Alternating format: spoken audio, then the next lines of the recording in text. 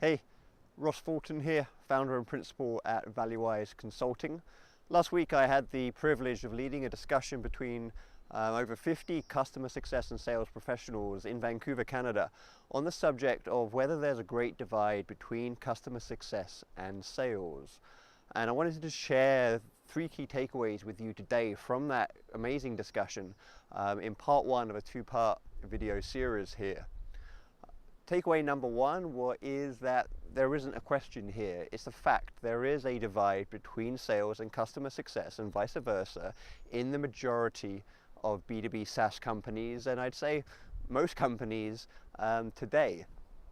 And that has a material impact on the performance of those companies. And we spent a lot of time last week talking about, well, what are the options to us to be able to close that divide and integrate sales and customer success?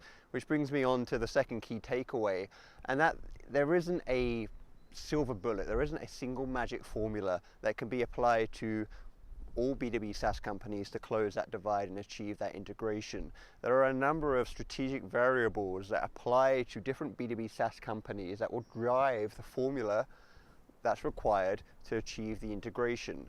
Is the priority top line growth or profitability? How complex is the product or solution being sold and delivered post-sale? Are they an SMB or an enterprise focused company? What growth stage are they at? Are they at a early stage, mid stage, or late stage growth stage? These just a few variables that would really drive how that sales and CS motion can be effectively integrated. The third key takeaway did give us some hope as it relates to, well, what action can we take strategically and operationally to reduce the divide and achieve that integration? And that's the identification of some core areas that are common across all B2B SaaS companies that we can really focus on assessing and realigning if needed to really close that divide. Incentivization models, big one. Definition of roles, access to data, very important one. Can both teams, both strategies access the right data together to drive the right action? Is there a definition of an ideal buyer profile or an ideal customer profile in the organization that's driving each team's and each strategy's focus? And systems. I think systems is a really interesting one.